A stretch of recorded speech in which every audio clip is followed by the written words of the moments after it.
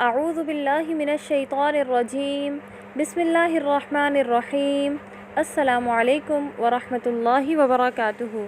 میں آپ سب کو خوش آمدید کہتی ہوں اپنے اس یوٹیوب چینل پر۔ آج کی یہ ویڈیو سورہ یاسین کے فضائل سے متعلق ہے۔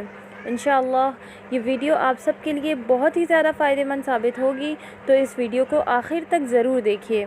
ویڈیو شروع کرنے سے پہلے اگر ابھی تک آپ نے ہمارا یوٹیوب چینل سبسکرائب نہیں کیا تو اسے سبسکرائب کر لیجئے اور ساتھ ہی ساتھ نوٹیفیکیشن بیل آئیکن ضرور دبائیے تاکہ آپ کو روزانہ کی بنیاد پر اس طرح کی معلوماتی ویڈیوز ملتی رہیں۔ تو آئیے آج کی ویڈیو شروع کرتے ہیں۔ اللہ رب العزت قرآن مجید میں ارشاد فرماتا ہے، اے ایمان والو، جب نماز کی اذان ہو جمعے کے دن تو اللہ کے ذکر کی طرف دوڑو اور خرید و فروخت چھوڑ دو، یہ تمہارے لیے بہتر ہے اگر تم جانو۔ سورہ یاسین شریف سے متعلق چند روایات ہیں، آپ کی خدمت میں پیش کر رہی ہوں، سماعت فرمائیے گا۔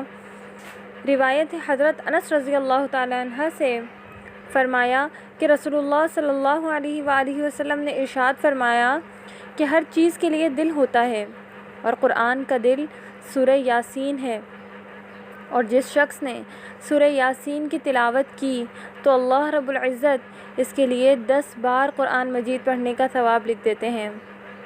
اسی طرح ایک اور روایت میں آیا ہے کہ جس نے سورہ یاسین اور سورۃ الصافات جمعے کے روز پڑھی اور پھر اللہ رب العزت سے دعا مانگی تو اس کی دعائیں ضرور پوری کی جاتی ہیں۔ اسی طرح ایک اور روایت میں ہے، حضور صلی اللہ علیہ وآلہ وسلم نے ارشاد فرمایا، میرا دل چاہتا ہے کہ سورہ یاسین میرے ہر امتی کے دل میں ہو۔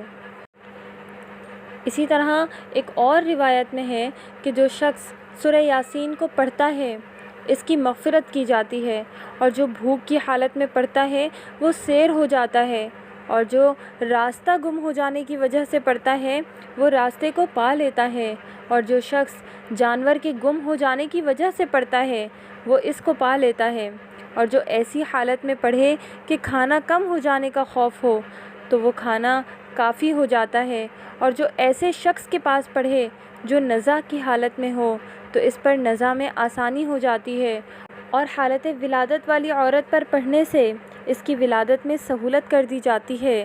اسی طرح جب کسی بادشاہ یا دشمن کا خوف ہو اور اس کے لیے سورہ یاسین پڑھی جائے تو خوف جاتا رہتا ہے۔ اللہ رب العزت سے دعا ہے کہ اللہ رب العزت ہمیں سورہ یاسین شریف پڑھنے کی، سمجھنے کی، عمل کرنے کی اور حفظ کرنے کی توفیق عطا فرمائے، آمین۔ وآخر الدعوانا ان الحمد للہ رب العالمین۔